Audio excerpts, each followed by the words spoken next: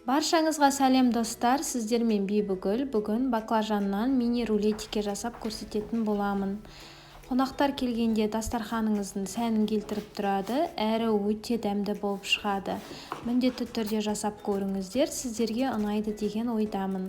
Ең алдымен баклажанды осылай жұп-жұқа етіп кесіп аламыз ұзынша қылып.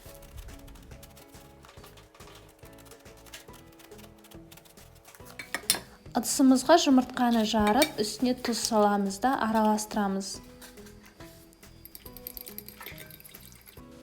Ең алдымен баклажанды ұнға аунатып аламыз, толықтай барлық жері тиюі қажет.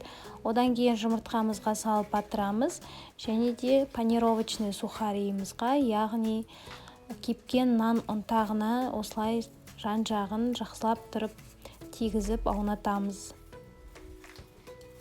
Барлық баклажандарды солай жасап аламыз.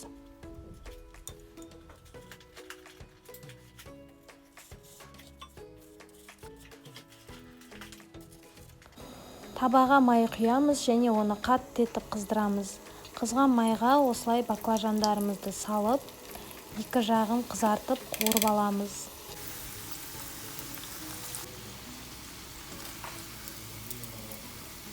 Тарелкаға қағаз сүлгіні салып, артық майын сорғытып аламыз.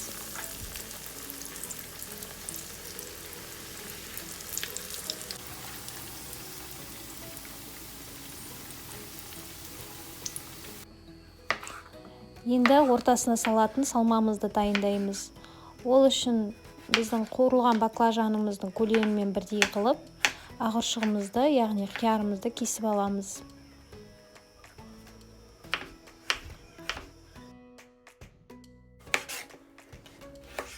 Қызанақты да дәл солай жіңішке етіп кесеміз.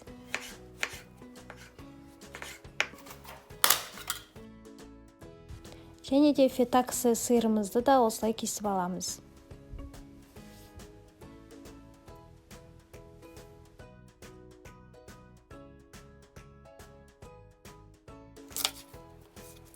Салат жапырағын да кесіп аламыз ұзынша етіп.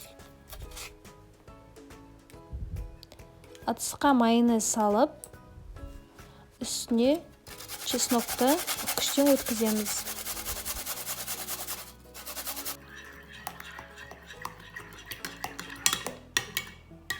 Араластырып, енді рулетімізді жинаймыз.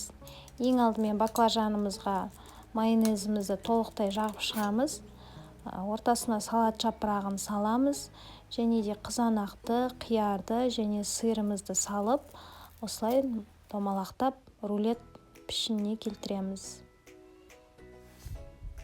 Достар, менің арнама жазылуды ұмытпаңыздар, және де лайк басып комментария жаза кетіңіздер.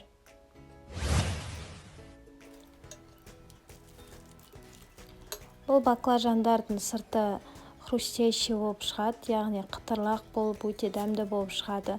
Міндетті түрде жасап көріңіздер, осылай достар, сіздерге ұнайды деген ойдамын.